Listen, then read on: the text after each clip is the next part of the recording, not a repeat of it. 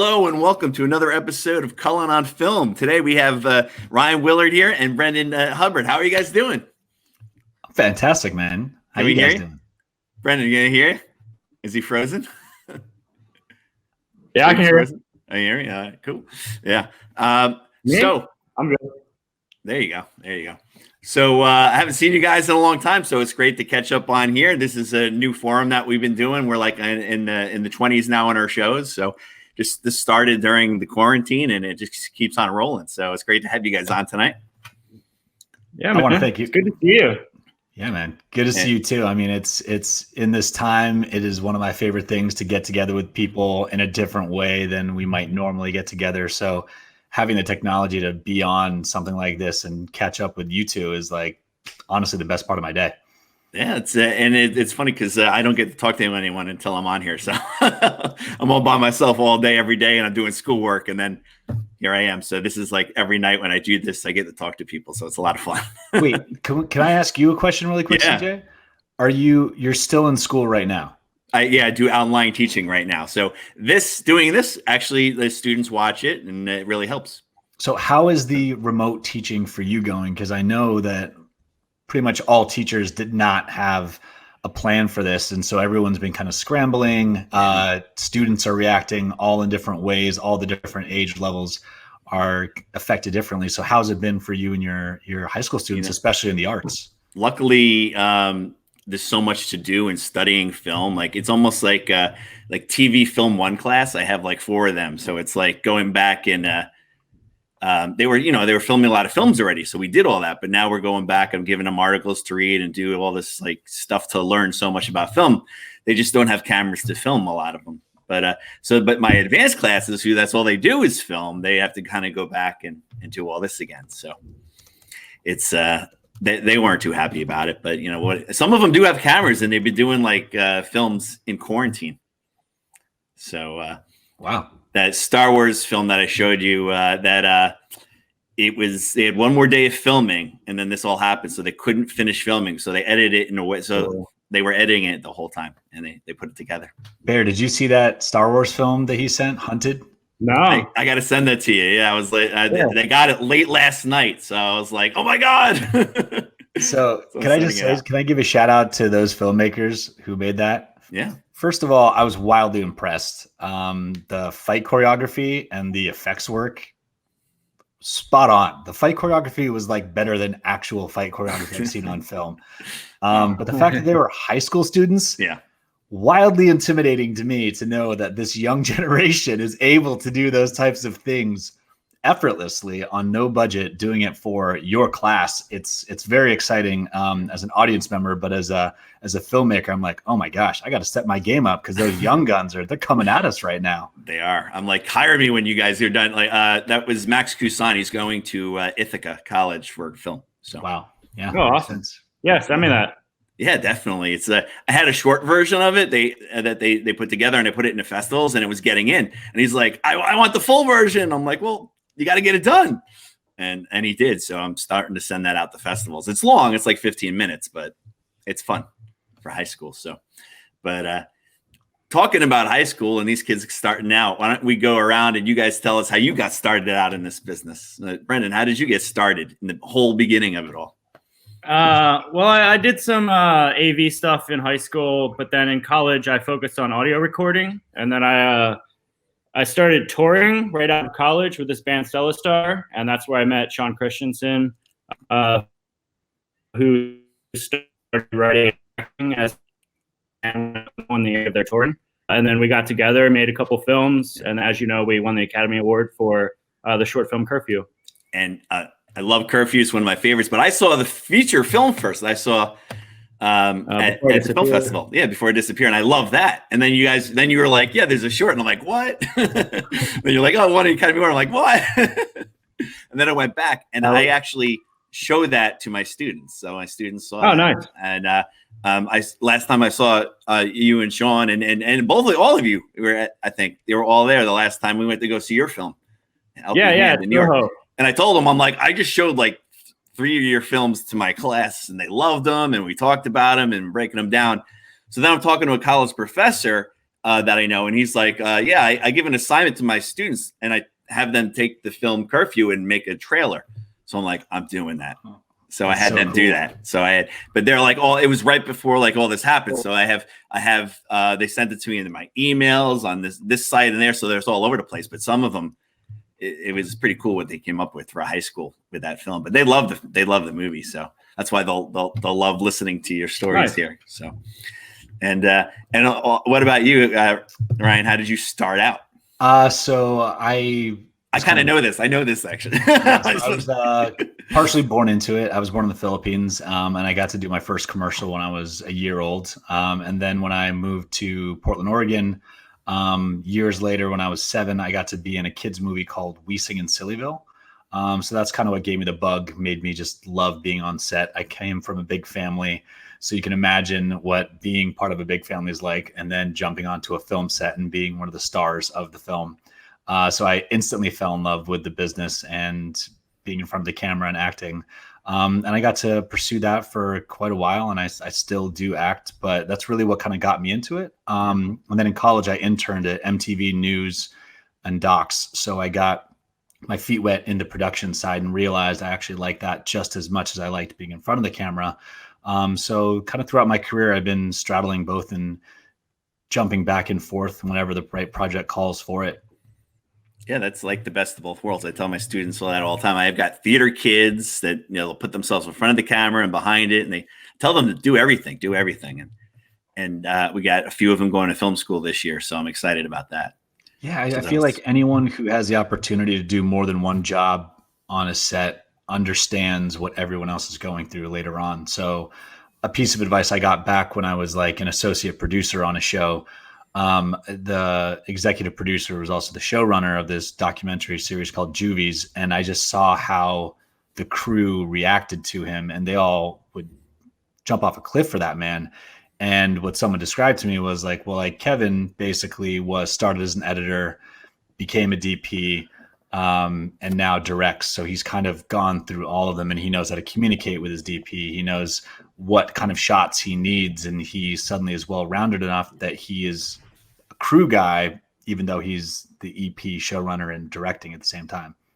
Wow.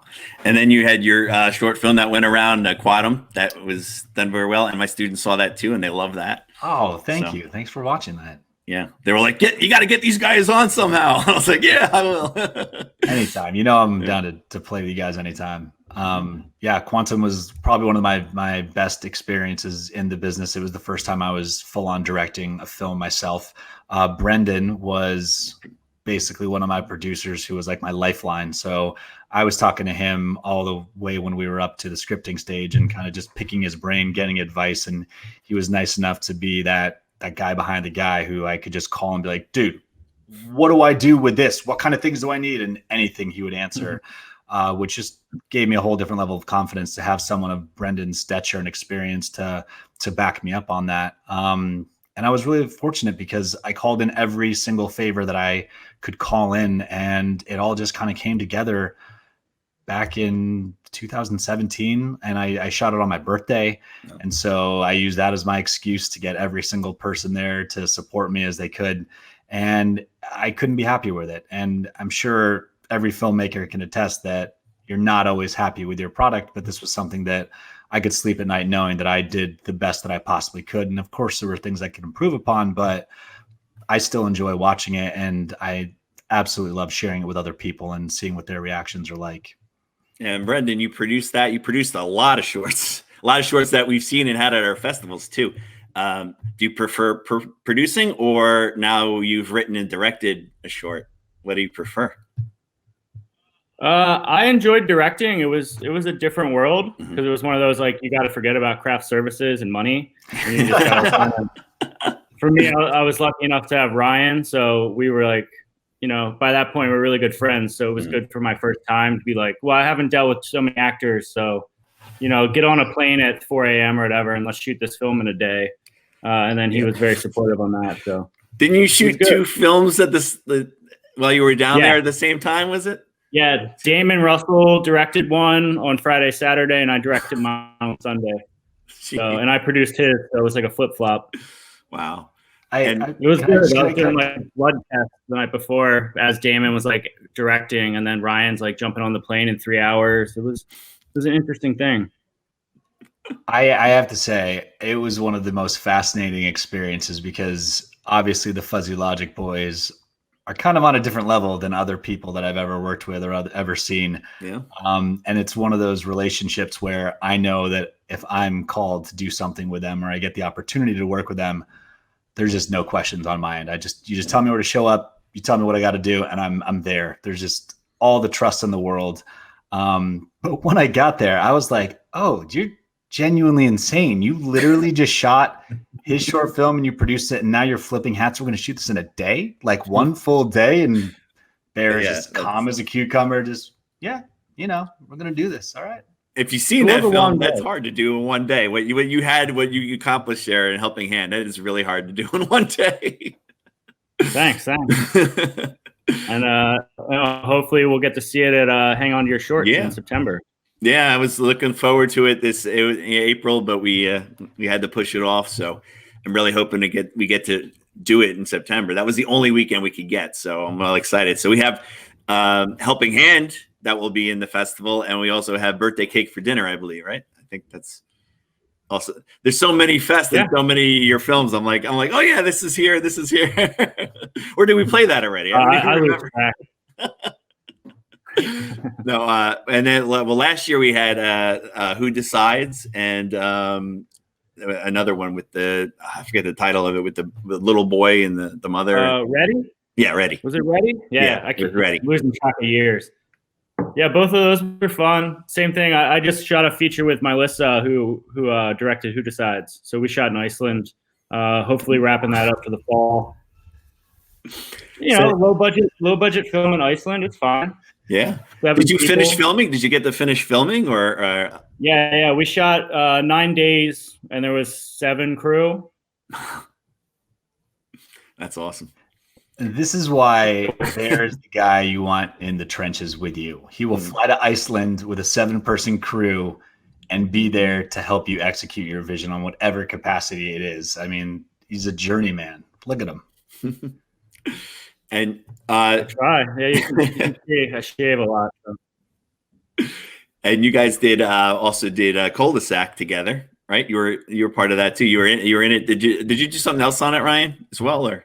I just acted. I mean, that particular project was when I met Brenden. I'd known Sean before that for years before. And so it was kind of a weird story because I got a call from my friend Joe Perino, who's also in Quantum and is also in Cul-de-sac. I didn't know he was in Sopranos. I was like looking at, because I was supposed to go to Sopranos Con because I know like half those people, and he was there, and I was like, oh. I know that guy.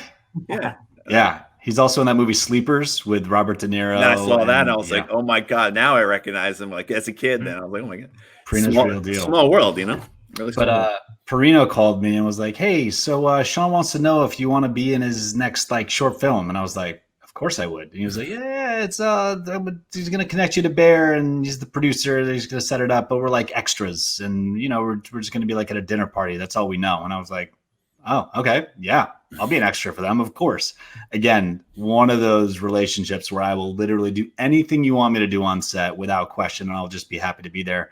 So I rolled up to that set, and Bear, you were the first person that I saw when we walked out of the car.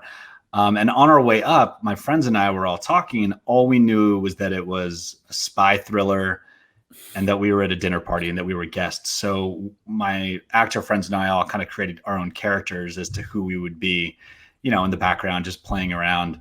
We get out of the car, I see Bear, and Bear at first, when you first meet Bear, is a little intimidating, just a little quiet and stoic. Hey, and I was just like, hey man, but was incredibly nice to me, ushered me on the set. And I mean, the Fuzzy Logic sets are just some of the most professional, warm, and creatively explosive sets I've been upon. And once I get there, I put my costume on and I see Sean, and he's like, oh, Willard, okay, could you just get everyone together? We're going to do like a quick talk. And we're just going to kind of go over everything. And I was like, all right. So we get everyone together. And he's like, all right, so let's talk about your characters. And I'm at that point, I'm like, oh God, thank God that I came up with a character, but we're just extras. But okay, great. So I kind of explained who my character is to him, and he's like, cool. So I feel like you're the host of this party. So this is your house that we're in, and you're going to give like a speech to everyone and thank them and welcome them for coming. And yeah, that works. And I was just like, oh, all right. And Sean didn't even know that I'm actually a professional live event host. He'd never seen me host or MC an event before. And that's like literally my, like, how I pay my rent. Well, not right now, but, and so he just had that kind of mindset where he just saw something in me and gave me that role. And so all of my actor friends and I, we didn't know what we were in for. And Sean was just like, all right, let's do a scene together. And I was just like, oh, yeah, I'd love to do a scene with you. And all of it was improvised. Yeah. Was no a lot script. Of the film? A lot of the film was improvised? Yeah, we didn't have a script. We kind of made it up as we went. We had like a structure, and then we knew we wanted to use Sean's young boy Avery. So we just kind of like had 3 days and just shot like a little tidbits here and there, and we had like a structure of what we wanted, and just kind of like made it as we went. Yeah, it's a pretty intense film too. It's really intense. I mean, I loved it. Oh, we lost you. You froze there a little bit. Oh, that happens. You're back. What did you say about it? I just said I have a feature script I wrote, just no one's read it. A feature for that? Yeah, for Cul-de-sac. Oh wow. I was like that's when after I saw that, I remember going up to you guys and I was like, you guys got to make a feature out of that. That's what everyone said. But we'll see. We got a couple other scripts going on right now, so we'll see how the world takes indie films in a couple months. No, CJ, if your students are watching this, I got to say one thing. I would never recommend doing the things that the Fuzzy Logic boys do in terms of shooting a short film without a script, only an outline. Oh, they've done that already too. I'm just saying, like, they do it on a different level where it's just nuts. I'm someone who likes creating structure, and they thrive on just making things happen. Like when you have someone like Damon who is directing Cul-de-sac, you have someone like Sean who's writing and Bear producing. You have this trifecta that they can make something like that with basically just their minds and an outline. It's insane. Yeah. So I remember I showed it was kind of like the Fuzzy Logic day. I showed first I showed Curfew, and they were all like blown away, and then I showed them Cul-de-sac, and they were all like freaked out. All the kids were like, what? And then they're like, one more, show us another. So I showed them Grandma's Not a Toaster. Oh, that was so good. I love that one. And then right after that, the kids were like, we got to shoot a film like that. So they're practicing with the cameras to do the, that kind of thing. So yeah, it's very unique shooting style. But that's what I tell them too, is like, as they watch these short films, they get all these ideas, and that's how they come up with this stuff. So I just like keep watching short films, and they do. And then that really helps every single student as they get better and better at it. So I always tell them, watch this on your free time, or I'll show you this quick or this. So we don't show features. We just do a lot of short films that we show. I got to say, I really do believe that the medium of short films is something that has not necessarily gotten the attention of the mainstream yet. And I feel like it's about to start popping off right now, because people's attention spans, there was a point when, you had like 30 seconds that they could watch on a phone. But now that you have something like Quibi, which is already doing really well, people can sit for 10 minutes, can sit for 15 minutes watching on one single device. And with all the different platforms and distribution models to like actually get short films out there, I really do think people are going to start watching more short films in the years to come. So when you guys did Curfew, and you traveled to film festival after film festival, right? Because they played all over the country. Yeah, we did like 150 film festivals. I saw all those awards, how many, and I was like, man, that's a lot. I think we got 60 awards, 150 or so festivals. It was a busy 2.5 years. Yeah, wow. And then the experience going to the Academy Awards, how was that? Kind of surreal. I mean, it's one of those those big events you never thought you'd be a part of. Like even just the qualifying process, like it was just a trip each time. They'd be like, oh, we just got, we just made like the semifinals and then we got nominated. And it's like, now we're in LA and now there's all these parties. And because the week leading up to it, you're going to like short film events and all this, like, drink parties and stuff. So it was interesting. And then we won and it was like, all right, what do we do now? And then, of course, we went and made the feature right away. It was right after? We won the award in February, and then we were shooting by end of May, June for the feature. So it went quick. And that was one of my favorite movies. I saw that first time at the Northeast Film Festival. And then I went to a bunch of other film festivals to see it as well. I remember I had a friend, an actor friend. I don't see too much anymore, but I was like, I think you guys were up in Woodstock. Yeah, we did. I think we won Woodstock. Did you? Yeah, I think so. I don't remember anymore. Yeah, yeah. I think you won them because I was there. I brought my friend up. I got him in like New York. We're driving up. He's like, "We're going all the way for this movie." I'm like, "You'll love it. You'll love it." It was like, "All right, whatever." So we had this like huge adventure getting there. We get there and then we go to the Italian restaurant there that was next door. You were there, right? Oh yeah. You were there too? You were at that Italian restaurant? Woodstock? Oh, wait, no. I was thinking of the Italian restaurant after Northeast Film Festival. Oh, Northeast. So I was in Woodstock. And then I saw I saw you guys at the place. And then we went in the theater. And then my buddy watched the film. And he looks over after me he goes like, that was the best freaking film ever. He's like, thank God you brought me to it. And he's like, let's make a movie right now. Like it inspired. It does. When you want to, it makes you feel like, all right, let's go do something now, right? So that's how I always feel to watch it. Yeah, that film did really well in festivals. It did okay in the theaters, but yeah, I thought it would do better in the theater, but you never know, right? Yeah, it's a weird time. There wasn't a lot of money put into like promotion, so we did like 22 theaters, I think. So it's fun. IFC picked it up, so you couldn't ask for anything else. Yeah, and then but now you could order it on Amazon, all that. Does it do well on? Does it do well on those?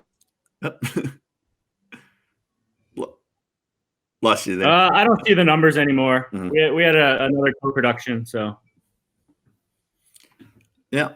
And then so after you guys did that feature, what happened after that? What did you go back to a lot of shorts and producing shorts? Yeah, I do a lot of short films. As Ryan said, like I do pre-production through post-production, but a lot of times I'll come on for like festival consulting as well. And then with Fuzzy Logic, we shot Cul-de-sac, and then we went right into The Vanishing of Sydney Hall, which was Sean's second feature, which premiered at Sundance, and A24 bought it and all that sort of fun stuff. And since then, Damon and I shot our 2 shorts, and other than that, we've just been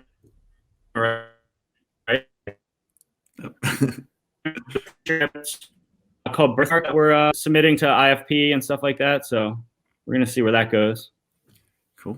Yeah. So I lost you. We lost you there in the last second of that when you're talking. But so yeah, are you guys writing or coming up with anything right now while we're on this? Anything?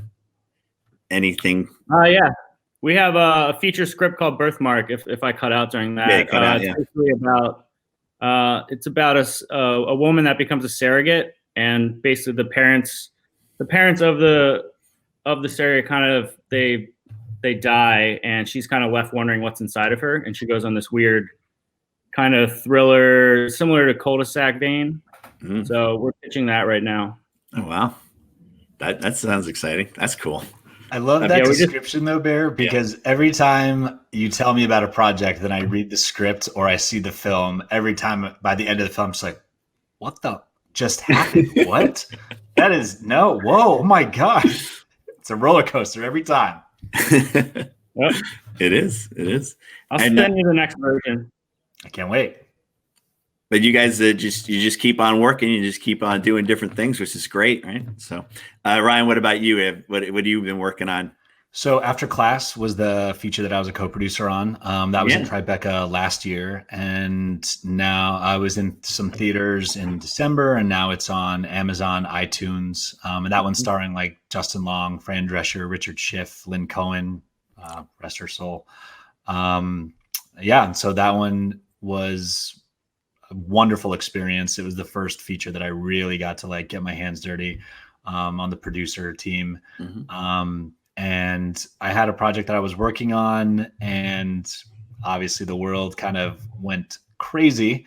So I'm putting that on pause for right now because we were in like the fundraising stage. But I'm actually writing a new series that I'm going to be pitching around, hopefully when this is all done, that I've been working on for a while, but right now it seems almost more relevant than kind of ever before. It doesn't have to do with quarantine. I'll tell you that. It doesn't have to do with COVID. That's what we're going to be seeing a lot of movies about that in a little while. Yeah. Everyone's writing about it right now.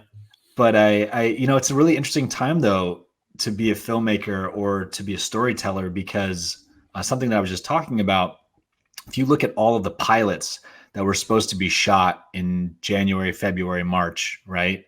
And TV always has been very good at kind of keeping its finger on the pulse and being a little bit ahead of what the stories are. How does that change now?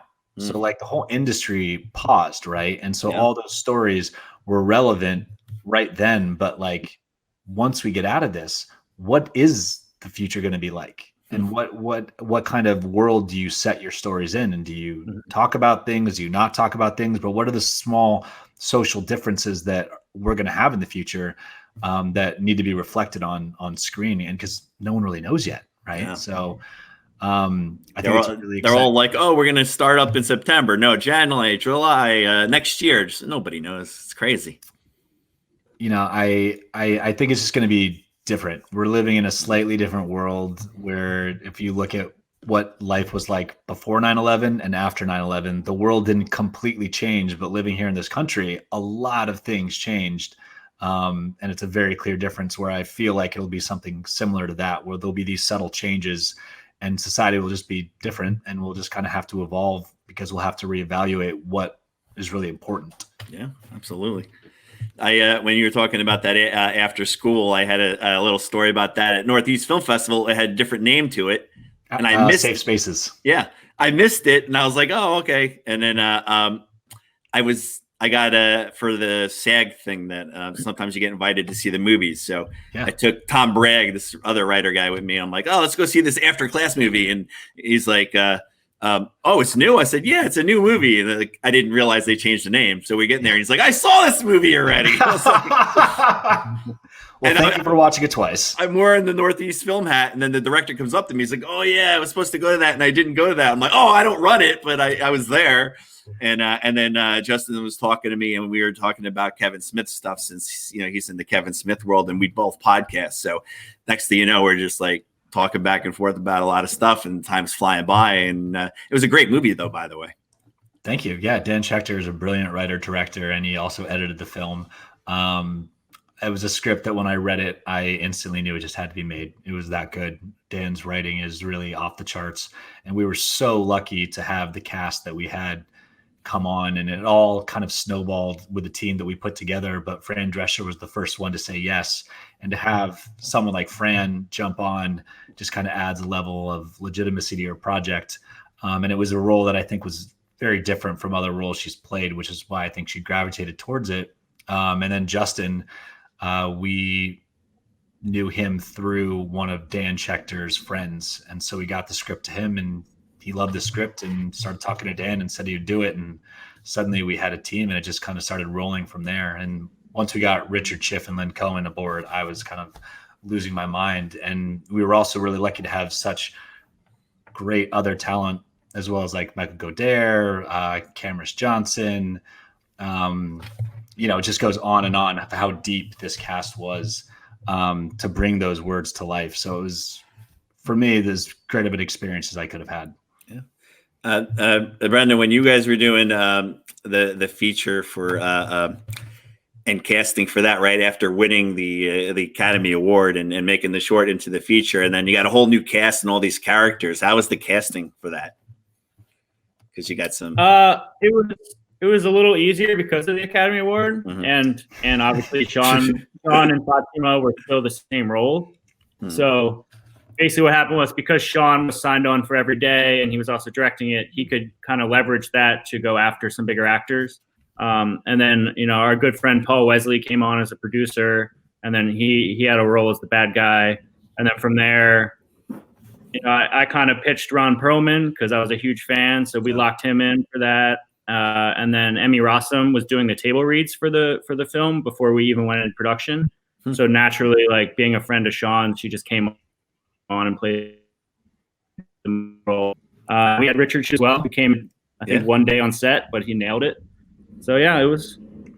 I mean, we got offered more money if Sean wasn't in the movie, but he really wanted to be the main actor, as he should be, because he wrote the movie and he was in the Academy Award winning short. So why wouldn't he follow through to the feature? And he's a great actor too. No, he was so good in that. Like just I couldn't see another person play that. So honestly, that role, from knowing Sean personally and then seeing that role in Curfew and the feature, it was hard to watch for me, just because like I know him, you know what I mean? So to see him fully step out into a fully realized character twice, it's just so affected and so moving.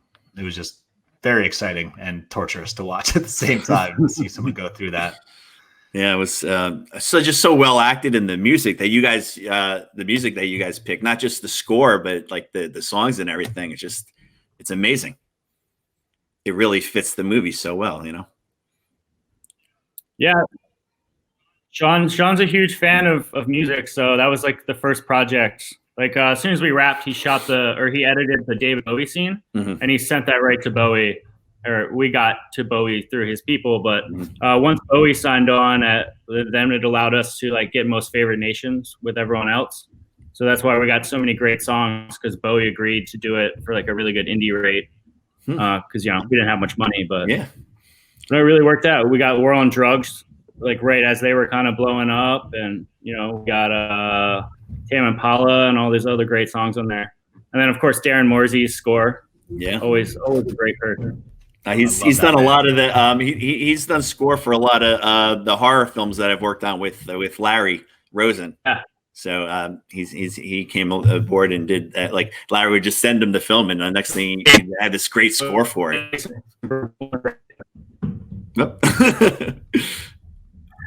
You froze up there a little bit. It was like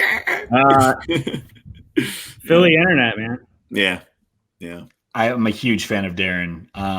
He also scored Quantum, but that was one of those pieces that when Bear told me he could potentially get Darren to do Quantum, I was like, what? We could actually get Darren? Are you serious? And he's like, yeah, make a call. I'm like crashing on the couch next week. We'll figure it out.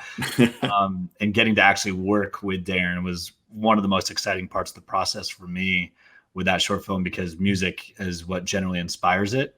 But I knew the music that inspired the film couldn't be used. So Darren had this task of creating a score that could match, real big emotion that I was finding in these other songs. Like M83 Outro was a big inspiration for Quantum, and getting to hear Darren's interpretations and what he wanted to do was incredibly exciting. But then I also got the opportunity to sit in the studio with him and just hang out and kind of tinker with things and see how his mind works. And it was mind blowing to see an artist like that at work, and while collaborating with him at the same time. I was like geeking out. Yeah, it really changes it really helps the films and changes the film so much. And it just, everything I've seen with you guys, all the shorts that he's the score for, it's amazing. So, props to him, man, for that. That's good stuff. But so I want to know what's next with you, CJ. What are you working on?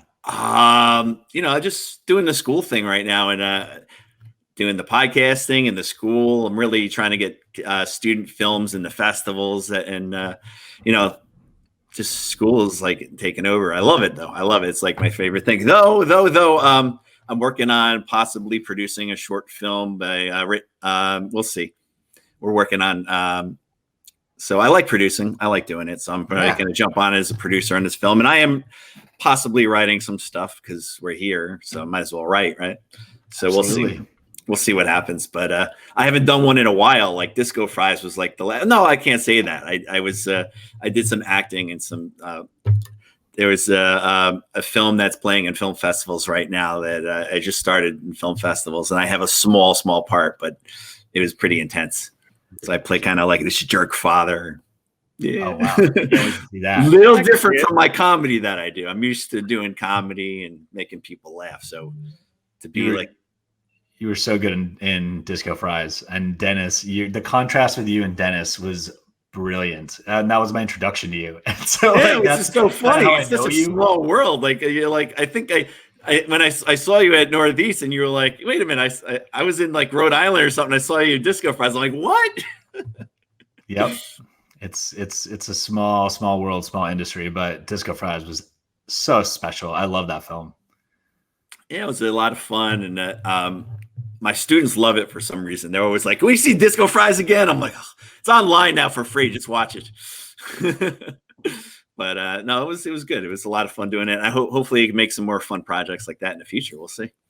Absolutely. But, so with Quantum, since we're part of this comic book men network here, the comic book men, this is this is a shared universe with Ming and Mike, who are comic book men, and Kevin Smith and all that. So why the Flash?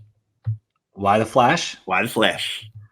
Well, I mean, the Flash is one of my favorite superheroes of all time, because he's so incredibly complicated, and the fact that he can go through so many different universes himself and rip through so many timelines. But I've always wanted the ability to move that fast. Like, I would love to be able to fly, sure, but if you can run as fast as the Flash, you're basically flying. And I was just always a huge inspiration. And on top of that, if you want to know how like crazy all these things are in my life, Flash was like an inspiration for that. But my girlfriend, Brittany Oldford, also got cast on the show, The Flash. So she plays Peekaboo on that show. She's one of the metahumans. So I've just had all these weird little things throughout my life that have. Maybe she's been directed by Kevin Smith because he's directed a few episodes. No, she hasn't. I would know, because she would. I'm a big Kevin Smith fan, so I would have geeked out if she had. But yeah, I'm just a huge fan of that story, and the Flash is probably one of my favorite DC characters, right next to Batman. They were just. I know Ming and Mike were just. They just before they had a comic book show on, and then they had guys that actually drew the Flash. They were on the show. Really? Yeah. So if you go back to Shared Universe and watch some of the shows, I think it was a couple of days ago. Definitely went to. Yeah. So they were actually doing the Flash. I forget which guys they were, or like what part, but they drew the Flash. Some of the comics. That. So, but what about you, Brenden? Ever think of doing like a comic bookish type short film or something? No, that costs too much. Yeah, it's hard enough to make a movie. I'll leave it to Ryan. I'll help Ryan out if he needs it. I'll be calling you. Don't worry, Bear. You don't have Quantum too. Well, Birthday Cake for Dinner, the kid was kind of like in the superheroes until.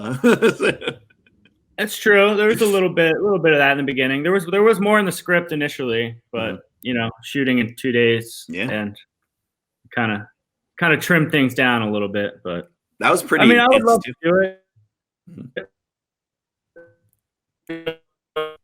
What to do? Lost the thing. Very like Max Headroon. Remember that movie? Yes. Rip. Oh, you froze. There you go. Oh, you lost me again? Yeah. Is it when you move, or is I don't know. Oh, I'm lucky. I it's don't when even I talk. No one wants to hear me talk. It's quite the opposite, bro. We're on the edge of our seats. We're like, what is he saying? What is he saying? I have it usually works better with Ethernet, but I got my I don't have that on. I have Wi-Fi right in front of here, but I haven't had an issue, which is great on this program. So yeah, it's probably my Wi-Fi. I'm in Philly and in a little bit of a congested area.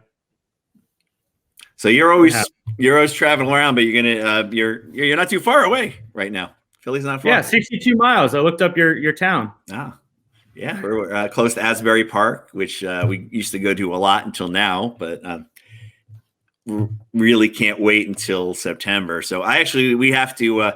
It feels like we haven't touched this stuff in a while. We got everything ready. I put like the schedule together. I didn't release it, but we were so busy with so many things in school that I have all these people watching the films. We got to nominate, come up with winners, all that kind of stuff. But we have time, but still, before you know it, it's going to be here. Oh yeah. I mean, you have time, but you don't really have time. It's one of those things that's going to come like that. And we have so many people watching these films now. Like it used to be just a lot fewer. Now it's like trying to track it down and fill out forms.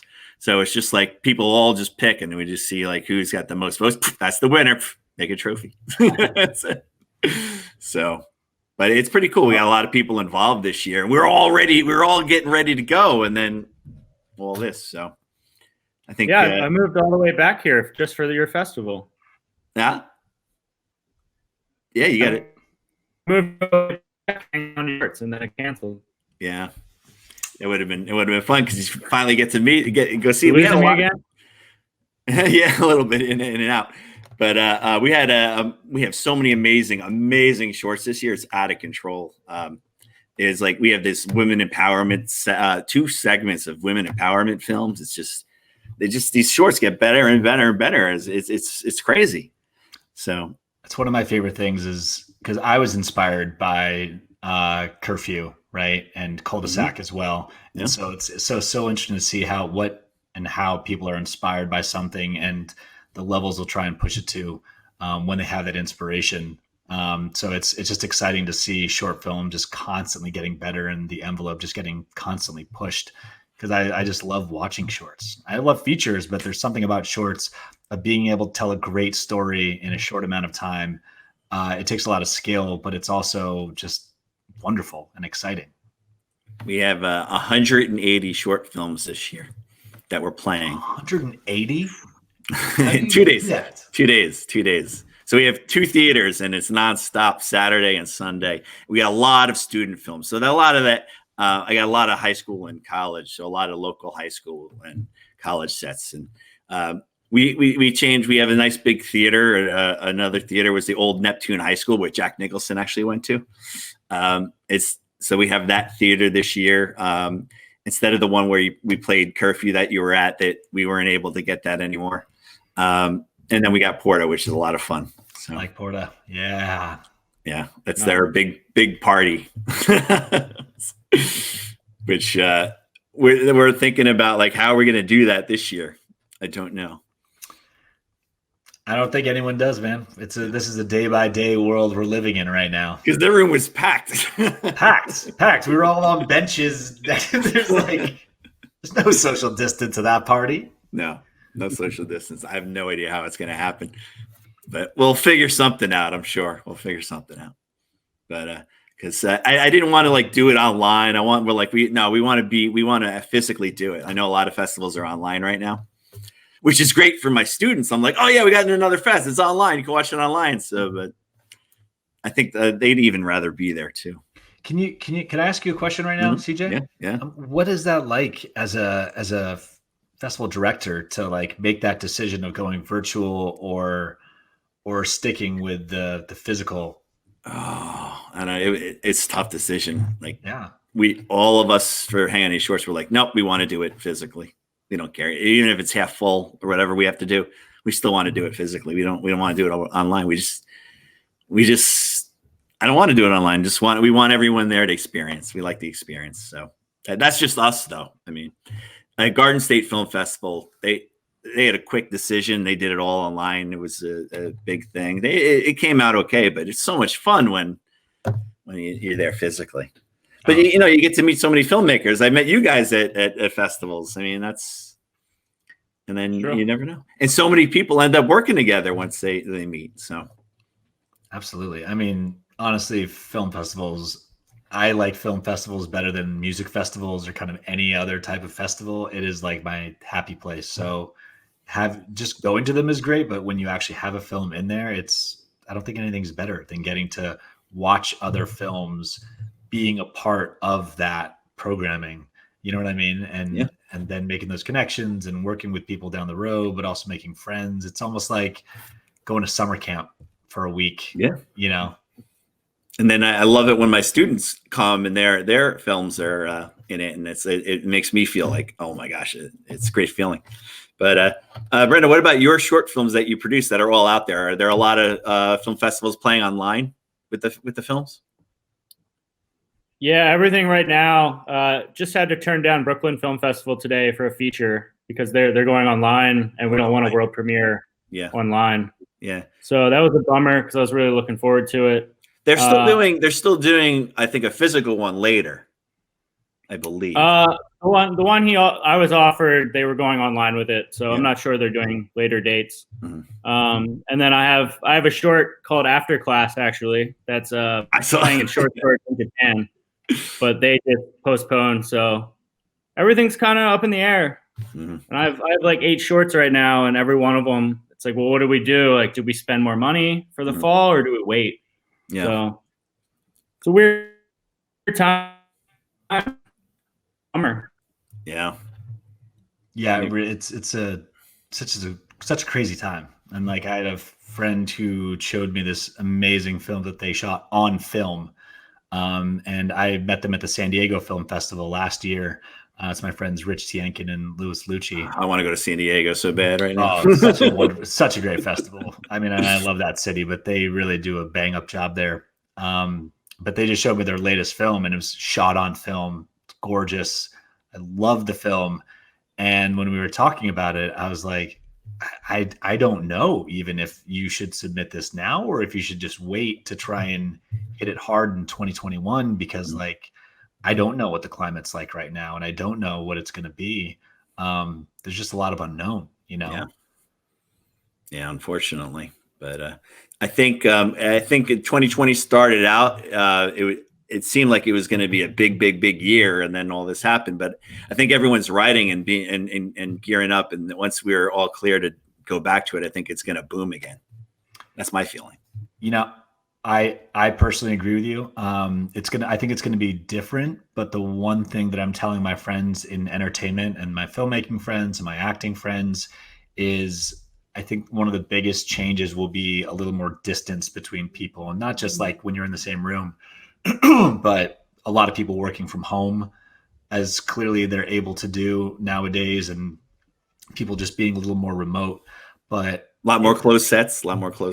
Yeah. But the one thing that the world is going to need, because we're obviously going to have some challenging years ahead of us as we kind of rebuild everything.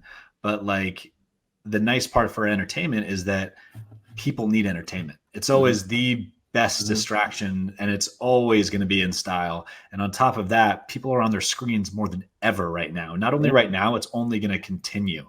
And in this moment, when we have this pause of these few months where content is not being produced at this moment, there's going to be a little hiccup down the road where people are scrambling to get content, but their desire and need for it is only going to grow because it's truly what connects us. So if we're not physically in the same room with us, the best, closest thing we can do is share screens. And so content, films, television, it's only going to do better and better in the coming years. So I think it's a really exciting time to be a storyteller. Usually I ask the people that I have on if they can give my students any advice. We got filmmakers and actors and writers and singers, and it's a whole big arts program that we have now. It's 2 years in. I mean, I just do TV film, but you know, it's everything. So any type of art class and things, and it's all under our little umbrella. And so we have about 70 students right now in that program itself. And we usually sometimes have people come into the class and talk, but we can't do that now. So this is the next best thing. So I was wondering if you guys could go around and maybe give some advice to these students that are going to be in this industry and career maybe in the future. If you want to start, Brenden. You there? Sure. If I don't break up again. Yeah. I guess it goes back to what Ryan said in the beginning. Like, don't be afraid to kind of get your hands dirty. Learn what location managing is. Learn what producing is. Learn what the audio department does. Learn what the DPs do, and just know your entire set. Because then, if anything happens, you can step up and take care of it. Yeah. So that's my advice. Awesome. What about you, Ryan? Tell stories. Someone screaming in the background. Yeah, it's my niece and nephew upstairs. I'm living in a whole different world right now, which we can get into another time. I would most definitely say tell the stories that you can't hold inside you anymore, that you're just dying to tell. As a writer, find the things that you're really excited to talk about, to express, and to explore. And those are the things that really pop on screen. And as a crew member, director, producer, even an actor, be nice, be kind, because making a film is nothing short of a dozen miracles. And so if you are lucky enough to get that opportunity to actually shoot something, whether it's a 1-minute short film or it's a 120-minute feature film, be kind, be gracious, and take care of everyone around you, because even though there's different numbers on the call sheet for different actors and different positions where people think there's a hierarchy, we're all one unit together. And that is what makes the best films, when people treat it as a team versus individual success. Yeah, that's great. It's like, like Fuzzy Logic, you guys make a lot together and you rotate and you do different things, which is a great thing, I think, right? How many different things, how many different like positions have you done with Fuzzy Logic, Brenden? Like a lot, right? Like a lot of different, mostly produced though? I've done them all at this point. Yeah. Because like usually on the features, I've done location managing. I've done all that stuff. I've been a production assistant. I've written, acted, directed, produced. So yeah, I've done it all, which is good when you shoot a movie in Iceland with 7 people. Yeah, I know, to know everything, right? You got to know everything. Bear's also the type of producer, which is the type of producer I aspire to be, which is even though you're a producer, you will do whatever it takes to get the job done. Yeah. So you will get coffee for your sound assistant if you need to. It doesn't matter who needs what. You just got to do what you have to do. Yeah. And again, those are the type of people that I want to be in the trenches with. Before we get going, we usually have people promote things. You got some websites and things like that, or the films where you can watch some of the films. So, and then like Ming or Christian, whoever's there, we'll put it up on the screen and things like that. Oh, nice. So, yeah, it will like come across here, go in the live chat and things like that. So, do you have any websites that people can go to, or where we can find the films? Yeah, so Quantum is going to be released in the next month. I cannot tell you exactly where yet, but if you follow me on Instagram at RyeWillFilm, I'll have all the updates there and kind of bring you along into that journey. So Quantum will be the next one that will be released. I started randomly on a new site called Twitch, which I'm sure you've heard of, CJ. Oh, yeah. You are with students. Yeah. So I'm actually just kind of getting my feet wet there. Streaming, because I love video games, and since we can't leave the house, I might as well be broadcasting something. So I'm loving Twitch right now, and my name on Twitch is just RyeWill. Ming's on Twitch. Ming does all the Coral Sword stuff. He owns a place down in Texas, Coral Sword, and they do Twitch and all that stuff. No way. Yeah. All right. Well, I'm gonna find Ming on Twitch for sure. And yeah, so that's really what I got going at this exact moment. Cool. What about you? Awesome. We Cul-de-sac Curfew, they're on Amazon. I'll probably release The Helping Hand in the next few weeks as well. Probably on Amazon. My company is Barely There Media with the bear. So you can check the website out and my Instagram. Cool. What's your Instagram, Bear? At Barely There, I think. I hope so. It's been a while. At Barely There Media, at Barely There. And also, if anyone's bored and wants to watch something during quarantine, check out After Class. It is on Amazon, iTunes, again, with Justin Long, Fran Drescher, Richard Schiff, Lynn Cohen, Michael Godert, Cameron Johnson, Kate Berlant. It goes on. It's a great film, and it's a great hour and a half of your time to be spent. That's a good movie, and Justin Long's great in it, and he has a great podcast, too, if you ever listen to his podcast. Oh, it's fantastic. He's wonderful. He interviews his 2 grandmothers that are over 100 years old. Yeah. It's pretty wild, but funny stuff. But well, thanks for coming on, guys. This is great. Great to see you and everything. And thank you, man. Yeah, it was a lot of fun. Do it again when we're allowed. Yeah, next time if it's closer to September, hopefully we'll be back in the studio, and we have the Hang On to Your Shorts podcast that we do in the studio. We were just traveling around doing it in different bars and things recently, and then all this happened. And the other guys, they they don't have the technology that I do, I guess, or they just don't want to go on. So I was like, I'm starting my own. So, we've had some really good interviews and on Cullen on Film, and this is like episode 21 or something like that already, so around there. So it's going well. So I have a bunch more lined up too. So and it's funny because first they wanted to just do a couple for my students. And then I was like, wait, everyone's home. So everyone's saying yes. So just keep going, right? Just keep going. And I had some really good guests, actors, singers, filmmakers, all different types of artists. So it's great. It's been a lot of fun. It's always a pleasure to be on your show, man, and to be a part of your festival. So anytime I'm invited, I will most likely be there. Well, you're in Helping Hand, and it's going to be playing.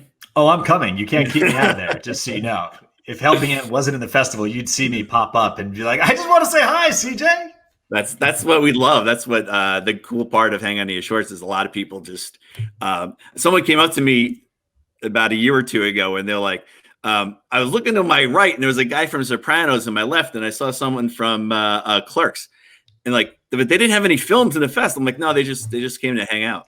It's just, why not? Why not? It's a great environment, man. It's Asbury Park, New Jersey, so you're gonna find a lot of Jersey people, Jersey actors, just show up for no reason. But I remember when we first started, first couple of years in, we were at this small theater. Well, it still was like 65 seats or something like that. And that's Brenden. That's where we played. Well, both of you, we played Cul-de-sac there, and it was like one of my favorite. And this was a few years back, so it was like one of my favorite sets I put together. And people were leaving the theater going like, "Holy crap! It's like the best set of short films I've ever seen." And I was like, "I know." I was so proud I put that set together. I'm like, that was me. I did that. But then it was so crowded every time that the theater was like, yeah, you guys are too big. We can't be here anymore. So we grew.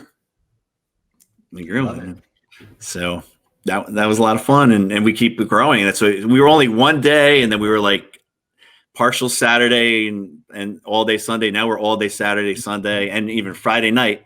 But if you guys are in town early, we usually do like a Friday night in studio. We go from podcast to podcast to podcast with guest after guest, and for those who stroll in early, and it's a lot of fun. But yeah, Brenden, you didn't get to go in the studio. Ryan was there. Yeah, I saw that. I'll be there this time. Yeah.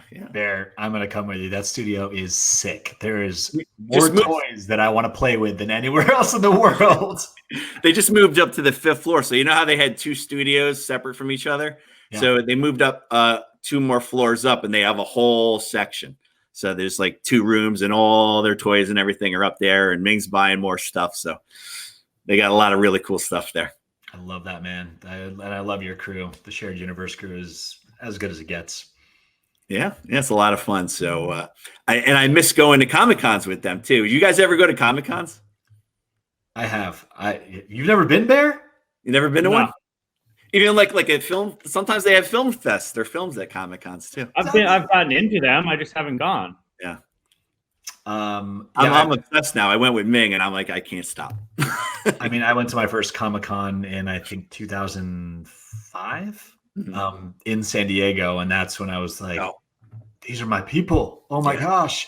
And like I saw cosplay done for the first time. I remember walking into the San Diego Convention Center, and as we're like crossing the street, I was literally with like 6 Jedi, 8 Stormtroopers, and a Vader all just rolling together. And I was just like, this is real. People do this. This is like what I've wanted to do, and people are doing it. It's playtime for us. It's the best, man. So anytime I get a chance to go to Comic-Cons, I do, because it's like a holiday for me. I always look and see if they have a film festival with the Comic-Con, so I can submit a film, and that's my excuse to go, and then I have fun at the con.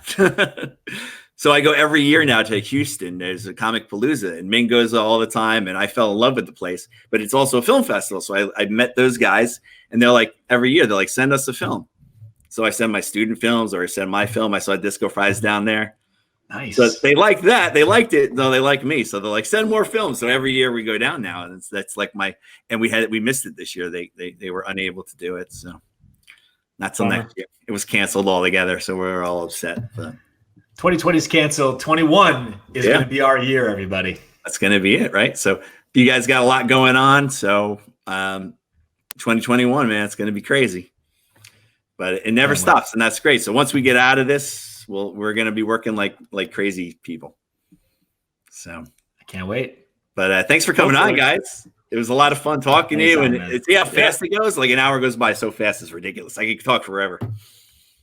I mean, I'm glad you're not charging me like a therapist or something, because I could just keep going, CJ. Yeah. They were raising money the other night for the Saint in Asbury Park. There's a place called the Saint where, well, you guys know music. So a lot of bands played at the Saint for many, many years, and they were trying to sell or stay open. So they needed to raise money, and they're raising almost up to $50,000 that they raised. But Ming was on the other night from like 6 p.m. to like midnight, just playing bands, and bands were from all over and comedians were sending stuff. And it was really cool. That's awesome. You catch that on a shared universe as well. It's there. So it was a crazy night of band after band after band from all over. And a lot of bands went through there from many, many years ago. So really cool stuff. So if you like music, that's something to check out. I will, most definitely. All right, cool. Well, thanks a lot for coming on, guys. And that's it for Cullen on Film. Thank you, Thanks Matt. so much. Thanks, man. Take care, CJ. Bear, I'll see you.